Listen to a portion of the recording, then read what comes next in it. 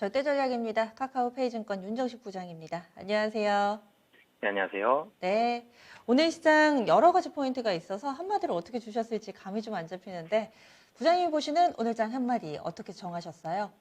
네, 아직 끝나지 않은 눈치 게임이라고 좀 눈치 정해봤습니다. 게임. 네, 시장이 눈치를 보고 있다. 네. 조금 더 설명을 해주실까요? 네, 요즘에 뭐 오징어 게임이라는 드라마가 굉장히 화제가 됐었죠. 사실 시장도 좀 게임하고 있는 것 같습니다. 눈치를 보고 있고요. 이 무궁화 꽃이 피었습니다 하면서 외국인과 기관 그리고 개인들 뭐 미국 시장도 그렇고 한국 시장도 그렇고 눈치 많이 보고 있는 그런 시장 같습니다. 환율은 좋은 모습을 금일 같은 경우 보여줬는데 외국인의 순매수, 기관의 순매수, 외국인 오늘 사실은 좀 더 많이 샀다가 다시 시장 후반으로 갈수록 조금 매도하면서 385억 매수를 보여줬습니다. 매수를 해준 건 뭐 고맙고 좋은 일이지만 전체적으로 매수 규모가 상당히 좀 아쉽고요. 이 기관의 결론적으로는 기관의 2,500억이 좀 넘는 이 매수로 인해서 코스피가 상승하는 모습을 보였지만 그래도 기관 혼자 올리기에는 좀 역부족인 그런 모습이었고요. 이 외국인이 이 매도 지난주 금요일은 매도했었죠. 근데 매도 규모도 크지 않았고요. 지난주 목요일에 매수했는데 지난주 목요일도 그렇고 오늘도 그렇고 이틀 매수했지만 목요일은 538억, 오늘은 380억, 매수 규모 상당히 좀 아쉽습니다. 최근에 매수가 들어온 날도 매수 규모 작았고 매도한 날도 매도 규모 작았고요. 전체적으로는 적극적인 매수가 부족하고 아직까지는 시장의 눈치를 많이 보고 있는 그런 상황이다라고 보여져서 아직 눈치 게임이 끝나지 않았다라고 정해봤습니다. 네, 업종도 그렇고 종목, 수급 전반적으로 눈치 게임이 팽배한 시장 상황이라고 하니까 이해가 쏙쏙 됩니다. 그러면은 체크 포인트 몇 가지로 압축해 주세요.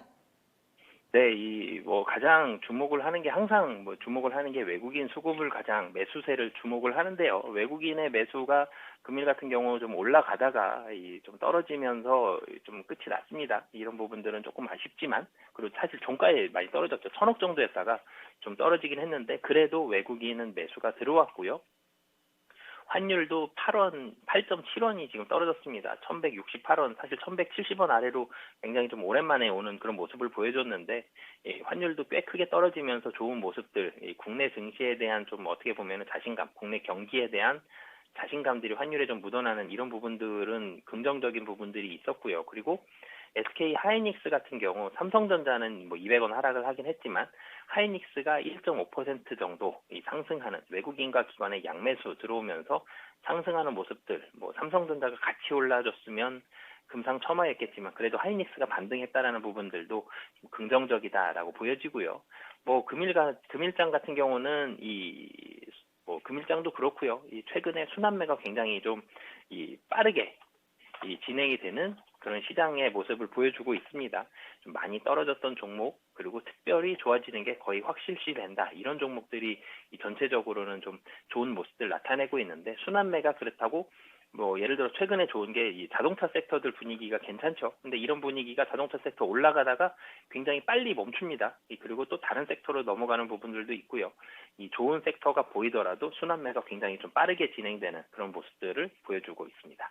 네, SK 하이닉스가 종가상으로도 10만 원 회복이 됐네요. 이달 들어서 첫날 10만 원 내주고 나서 이제 거의 한 달여 만에 회복이 됐는데 체크 포인트로 알려주시니까 이렇게 한 번 더 보게 되는 것 같습니다.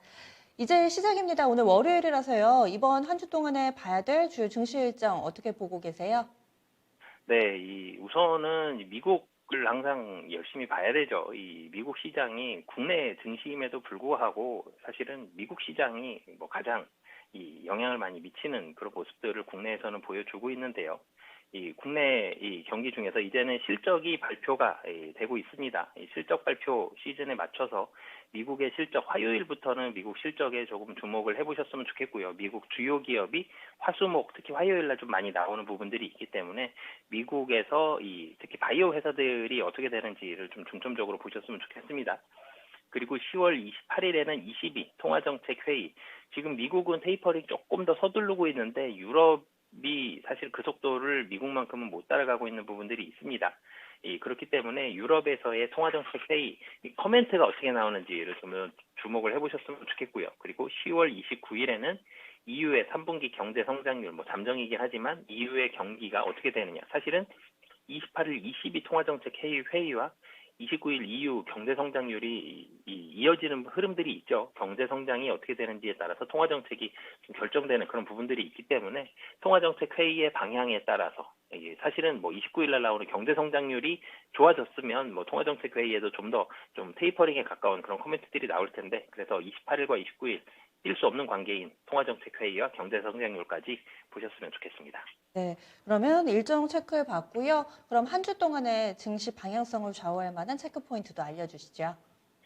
네, 제가 모두에도 환율 말씀을 좀 드렸었는데, 지금 1168원, 1170원 조금 아래로 가 있는 모습들, 환율이 긍정적인 흐름이 있습니다. 외국인의 매수 규모에 비해서 환율이 좀 더 빠르게 떨어진 부분이 있거든요. 이런 부분들, 여기서 만약에 다시 1200원대를 놓고 하면서 빠르게 상승한다 그러면 외국인 수급에서는 부정적인 이 효과가 나올 수밖에 없기 때문에 환율 지속적으로 좀 보셨으면 좋겠고요. 이 주도 섹터가 좀 빠르게 변한다라고 말씀을 드렸는데 주도 섹터도 그렇고요. 좋은 종목이 있었다 그래도 굉장히 빠르게 다시 이 순환매가 되는 빠르게 또 올랐다가 떨어지기도 하고 떨어졌다가 올라가기도 하는 종목별로도 그렇고 섹터별로도 그렇고 좀 정신없는 빠른 흐름이 지속이 되고 있습니다. 그래서 시장에 좀 발빠르게 대응이 가능하시는 분들만 일반적으로 조금씩 현금 비중 만들어 놓으면서 대응을 하셨으면 좋겠고요. 섹터별로 좀 말씀을 드리면 철강 섹터 같은 경우가 사실은 내년에 대한 금년 4분기가 좀 피크아웃 논란들이 있죠. 분명히 3분기 실적이 좋았음에도 불구하고 철강주들 많이 조정받았었는데 가격적으로 좀 많이 떨어졌다가 다시 올라가는 부분들이 있기 때문에 좀 부담이 덜한 자리다라고 철강주들 보여주고요. 자동차 같은 경우는 이 말레이시아 반도체 생산이 이제는 해소가 되고 있습니다. 이런 부분들로 인해서 11월과 12월 특근이 예정되어 있기 때문에 실적이 좀 좋아진다는 포인트들이 있어서 최근에 수급이 상당히 좋죠. 금일 같은 경우도 현대기아차를 포함해서 자동차 부품주들까지도 수급이 좋았기 때문에 자동차주 그리고 테이퍼링이 되면서 투심이 굉장히 좋아졌고 실적이 좋아지고 있는 은행주들 반등 체크하시면서 보시면 좋겠습니다. 네, 알겠습니다. 그러면 전략 어떻게 세우고 계세요? 네, 이 가격적인 매력, 사실 이 밸류에이션, 퍼나 뭐 이런 가격적인 매력을 말씀드리는 게 아니라 가격이 좀 많이 떨어져 있는 종목들, 그리고 못 오르고 횡보 오래 하고 있는 종목들 위주로 짧게 대응을 하시면 좋을 것 같습니다. 네, 알겠습니다. 고맙습니다. 네, 감사합니다. 네. 그래서 윤정식 부장 같은 경우는 시장 자체적으로는 좀 보수적으로 봅니다. 그리고 종목을 대응을 하더라도 좀 짧게 대응을 해보자라는 의견, 가격 메리트, 그동안 좀 많이 눌려 있었던 종목들 위주로 짧게 기술적인 대응을 해보자라는 의견 나옵니다. 요즘 각기 다른 코너에서 많은 다양한 전문가들의 의견을 좀 취합을 해보면 대체로 비슷합니다. 이렇게 가격 메리트가 중요하다라고 입을 모아 이야기를 하는 만큼 이 기준 한 번쯤 적용해 보시고요. 그 사이에 실적 발표가 오늘 꽤 나옵니다.